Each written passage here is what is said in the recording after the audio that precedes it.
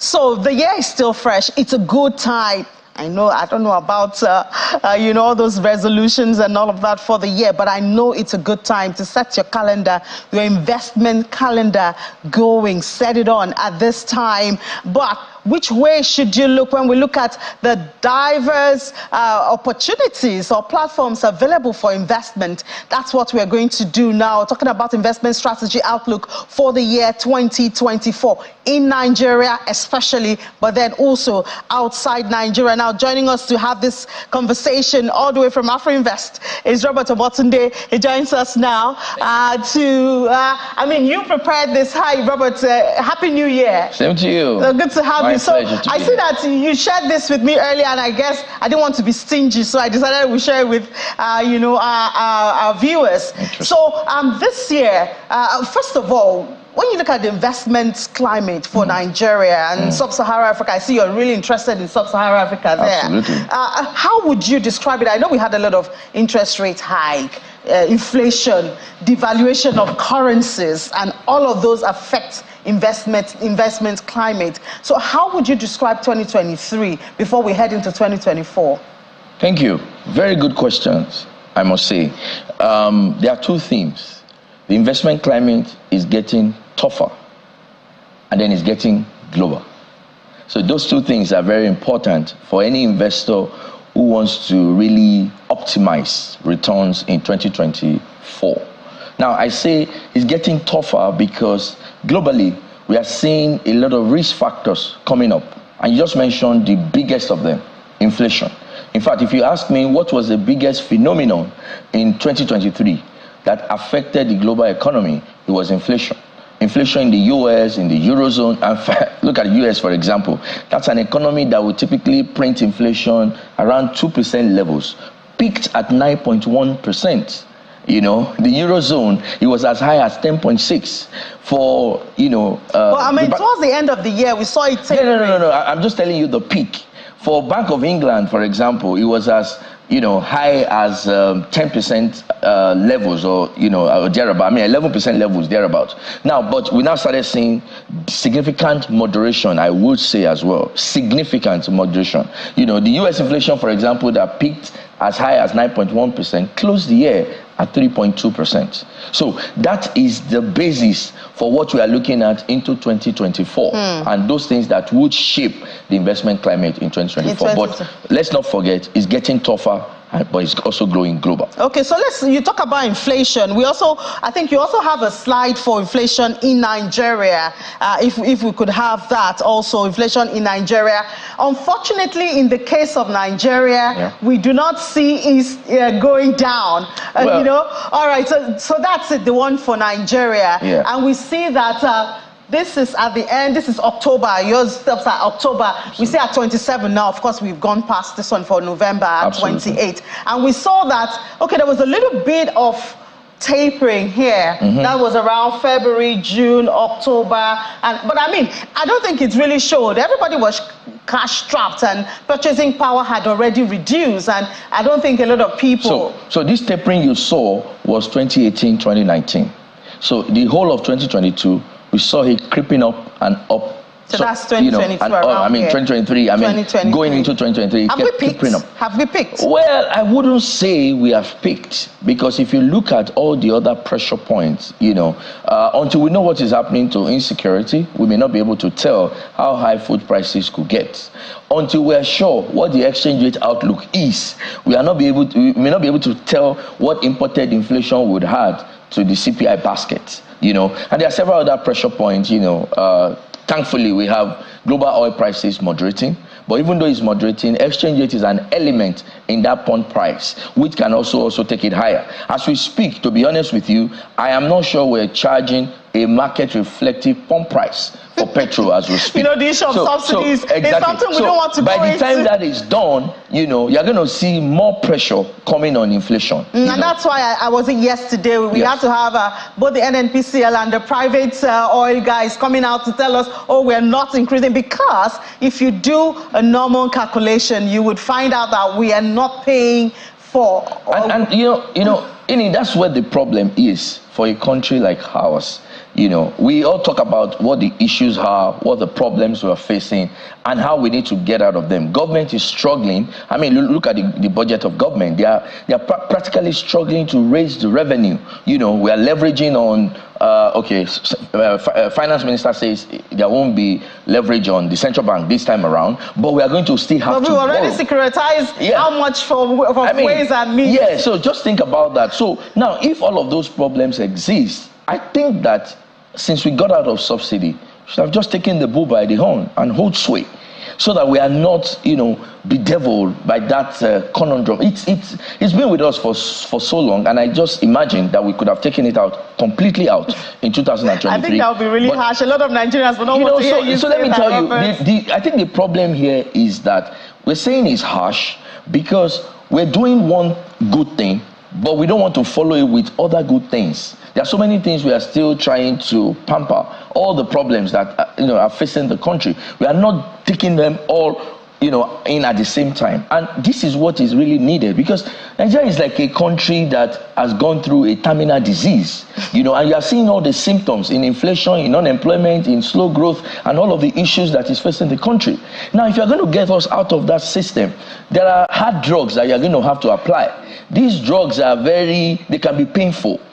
Some of them will bring with it a lot of signs and symptoms that you will not like. But if you shy away from taking those drugs, we are not going to come out of that terminal illness. And that is the problem here. And all of this obviously affects the investment climate. Absolutely. If we could have, the one we had before the slide, looking at the sub-Saharan investment environment, looking at Eurobond. Yeah, so there you have it. I don't know why you brought up the 10-year treasury yields. Perhaps that's something that we should look out for this year. And we also see right here Nigeria and BRICS market. I've not been hearing a lot about BRICS these days. So what's going on here is the 10-year yield is the benchmark for tracking most dollar-denominated assets. Remember, Eurobonds are bonds in the sub-Saharan African, issued by the sovereigns in the sub-Saharan African market, but are denominated mostly in US dollars. Some of them are euros. We don't want to go into the history of how Eurobonds came about, because originally it was issued in euros, but as we speak, it's mostly in USD. So Nigeria, for example, is in the Eurobonds market. I think we have about $15 billion worth of Eurobonds outstanding in that market. Now, but that market is not really looking at Nigerian inflation. What it's really looking at is US 10-year yield, because that's the benchmark. So what you see is that, we talk about US inflation peaking and then moderating. That moderation is directly reflective on the pricing of sub-Saharan African market. And by the way, in the last 3 years since COVID, after we came out of COVID in, 2021, you've seen new pressure point brought about by inflation, which presented a lot of opportunities in terms of asset prices. Asset prices came off from their peak and they dropped so significantly. And in 2023, towards the end of 2023, started seeing significant recovery, but there's still more room for benefit in 2024. So are you saying it's a place that investors could? That's where the gold is. Let me say one of the places where the gold is in 2024. In this case, the thing is, it could be a shield for you, a hedge against Nigeria's inflation. Definitely. It shields you, hedges you. And you have a number of dollar-denominated funds regulated by Securities and Exchange Commission. You don't want me to market myself here. AfroInvest has one there, that you can invest in as little as $500, $1,000, you can put. And these are, should I say, relatively safer investment opportunities that also prevent or protect you, so to speak, against inflation that may be brought about by exchange rate depreciation. The way you said $500, $1,000, it tells me that Robert, you're one area to look at. But what are the other? But speaking to that seriously, Nigerians have a lot of money that we throw around. Really? $1,000. So all this cry for shortage of dollar is artificial? Well, to some extent, it is. Because, in an environment that is uncertain in terms of where the inflation outlook is, dollarization is one of the, should I say, symptoms that you find, because everyone is trying to protect, and people are rational. The problem is that government always thinks that people should not do certain things because, for patriotism, so to speak. But it's a market. As a matter of fact, speculative activities is what drives every market that is, really thriving. So in the foreign exchange market as well, speculation is allowed. What the government needs to do is to ensure that you have a market process that prevents speculators from, damaging whatever efforts you are putting in place to stabilize the economy. But that you will not have speculators, we should forget about it. All right, so what are the other windows available for investment? So investment opportunity in this, I was saying something about, it's getting tougher and it's getting global. The tough part of it is that, you need to be discerning. You have to be an investor that can really read in between the lines. You have to study trends. You have to study, there are a lot of things that we cannot bother an average investor out there. So one of the things you must take very seriously in 2024 is that have your investment partner. Those that have done the job, they've done the dirty job of understanding the times and season, if I can put it that way.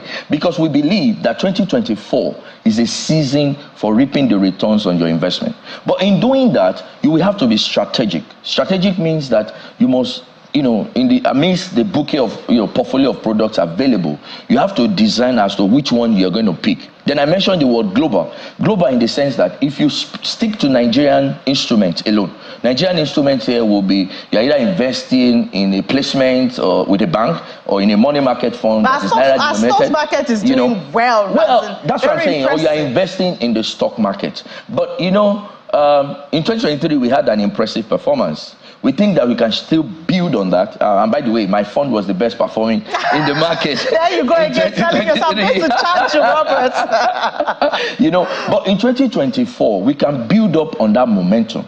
But we are saying that you cannot just even stick to Naira investment opportunities alone. Now, you were just talking about sub-Saharan African market, for example. There are other opportunities out there that you can, but like I said, you have to partner with because some of us don't even know how to go about this investment. If I want to invest in SSC, we have the money, we can buy the services. I mean, that's what I'm talking about.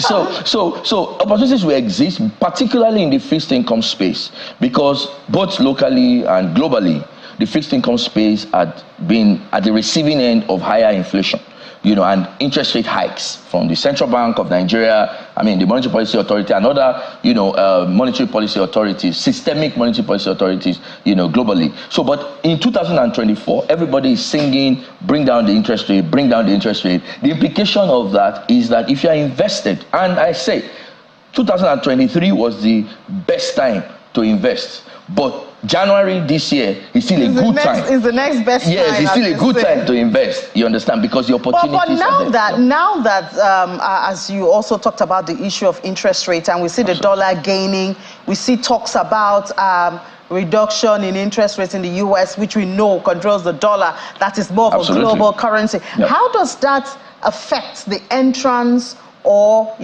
profits from the fixed income? Well, so, the dollar market is such that, the government will always talk about you can't dollarize the economy, but some investors earn in dollars, right? So, you have people staying in this country and earning their funds in USD. If you have dollar investment, perhaps this is a time to deploy. And, you don't talk about exchange rate risk if your earning is, in dollars. And if you have your earnings in dollars, you can put them into investable use that will give you something better returns than you will even earn if you were to invest directly in the United States or any of those countries where you have, the foreign. And now you have a lot of apps that allow you to go across borders. I guess that's one of the things you meant about. Yes. You don't want me to market myself, but I would have told you one. So I won't say it. All right, Robert Omotunde, Chief Investment Officer at AfroInvest. Thank you so much for your time. And all right. Thank you. Thank you for coming. All right, so the program is not over yet. What we'll just do is take a break. When we come back, talking about investment opportunities, the market, and a whole lot more. You want to stay here on Business Incorporated.